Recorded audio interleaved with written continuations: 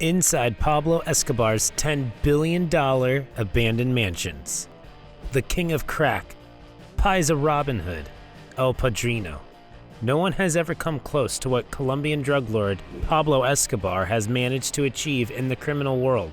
By the time of his death, he had $30 billion to his name. But what did the world's wealthiest criminal do with all of his dirty money?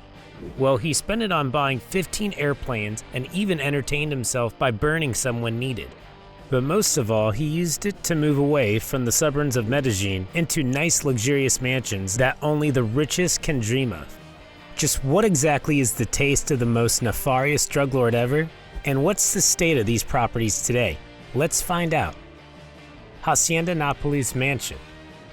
The king of cocaine has an impressive real estate portfolio, but the creme de la creme of his collection is definitely his $10 million property, Hacienda Nápoles Mansion.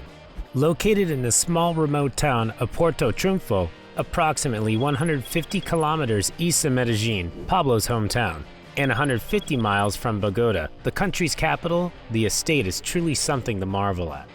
The mansion, or more appropriately castle, spans over 7.7 square miles of land.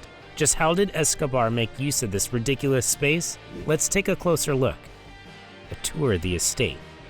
With plenty of space to go around, the estate was pretty much Pablo's very own personal playground. While the authorities make Pablo out to be a bad guy, which he very much is, considering the 4,000 people he killed, he was also considerate of his employees, particularly making sure to take care of their entertainment. Believe it or not, Pablo had enough dirty cash lying around to build himself a full-size go-kart racetrack. So when the guys were done packing off cocaine, they were on the racetrack racing each other, all the while gambling on the side. But what really pulled the crowd was the bullfighting ring. And of course, that meant more opportunities for the cartel's workers to bet their money away. Other amenities on the estate included 3 expansive pools and a life-size sculpture park. Yes, you heard that right. The king of Colombia's most dangerous drug cartel had a sculpture park on his property, from life-size dinosaurs to woolly mammals. There were plenty of sculptures to gawk at. Escobar had clearly been filthy rich for him to spend his money on ridiculous amenities like this one. Who else would get a sculpture of a giant mannequin-like hand holding a tank? While all these are interesting investments, Escobar's pride and joy was his zoo. Somehow shipping out exotic animals to his estate seemed right up the drug lord's alley.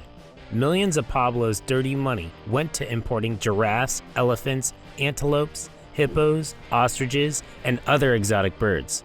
This was one part of his property that Pablo was more than happy to open to the public. Clearly, the zoo meant a lot to him, and El Padrino wanted the entire world to admire his collection. What's more, a man like Pablo definitely had important places to be all the time. In that case, having your own airport in the backyard is a huge help. Besides, who knows if the police come knocking and the king of the drug cartel has to make a quick getaway? With his private airport, Pablo no longer had to travel on commercial government-controlled airports, which is probably why he was able to evade the authorities for as long as he did. The entranceway is graced by the Piper PA-18 Super Cub airplane, a personal touch from Escobar, since this is the exact model he used to make his inaugural American delivery flight. Talk about sentimental. The mansion itself. While the outer grounds leave you speechless, the mansion itself is equally splendid. Built in a Spanish colonial style, the main house is one of a kind and adorned with all kinds of beauties, most of which you could find in Escobar's garage. The star of his absurdly expensive collection included a gorgeous 1972 Mercedes S600 Pullman, along with a 1964 Porsche 356. And let's not forget his 1928 Cadillac Y8 town sedan. That's $4 million worth of luxury cars in his garage, which, by the way, is not even 1% of his total net worth. Why so secluded? And any kings. But why did he choose to reside in an isolated location, deep in the heart of Puerto Triunfo? Well, Pablo was a criminal mastermind, so what may seem an inconvenient location to you is actually a safe haven for the drug ring to carry on with its nefarious activities. Hours away from the capital and the general public, Pablo had little to worry about snooping noses and wandering eyes. It was in every way his very own paradise. What happened to El Padrino's humble abode? Of course, when Pablo's reign of the drug ring came to an end in 1989, he could no longer continue living in his luxury palace. Hacienda Nápoles was raided by Colombian police, arresting 52 of Pablo's people and seizing 6 vehicles, 4 boats, a satellite dish, and even a bulldozer. They also managed to capture 1,000 cattle and 100 pigs on the property. Of course, that meant Pablo's beloved zoo animals were taken as well. They were shifted to various Colombian zoos, except for the hippos, which were left to roam about in their original home. They fared well over the years with a population close to 50 now. With the estate left unattended and Mother Nature taking her course, the property was downvalued to only $2 million.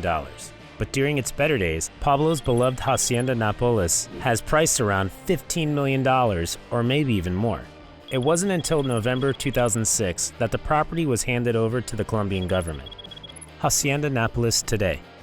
Now that the Colombian government has control of Pablo's precious residence, what does Hacienda Nápoles look like now? Well, pretty much the same except for a few changes here and there.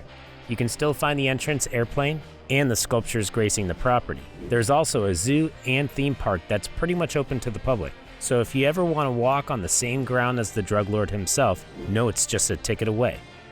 Pablo's other properties. A man as rich as the king of cocaine doesn't limit himself to one property. Pablo had many all over the world.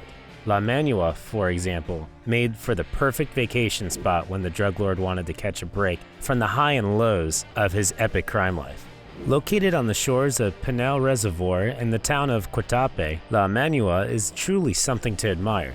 With its sprawling pools, multiple tennis courts, a soccer field occasionally doubling as a helipad, horse stables, a seaplane dock, a dedicated motorcycle driveway, and guard towers, the estate had all the kinds of amenities that you could imagine only Escobar to go for. However, the paradise home turned into a shell of its former glory in 1993 thanks to an enemy explosive attack. You'll find nothing of its splendid interior today, only rubble and scorched walls. Still, the government has found a good use for it by turning it into a paintball arena for the public, perhaps keeping up the tradition of firing bullets on the property. When you're done having fun in the paintball, you can grab a drink or two in the bar that was previously Pablo's disco room. He built his very own jail. While mansions and zoos are what you can expect from the 7th richest man in the world, you don't expect him to build his very own jail. Pablo feared the idea of being extradited to the United States, and so to avoid that situation, he built his very own jail called El Catedral. The former prison spans over 3 hectares of land and is located on a foggy mountainside to keep his enemies far away. And although it may have been presented as a jail, it was nothing but a 5-star hotel with a casino, a soccer field, nightclub, waterfall, and a spa on site. With those exorbitant amenities, El Catedral earned itself the rightful name Hotel Escobar. What's more, it seemed like the drug kingpin was never ready to abandon the good life, even in prison. He even had state-of-the-art equipment on the property so he could continue his criminal activities without any hiccups. El Catedral today stands as a monastery with the original structure torn down and ransacked by visitors, all in search of hidden cash on the property. And that's all we have for today, folks. Make sure to give this video a thumbs up and hit the bell icons for more videos like these. Until next time, ciao!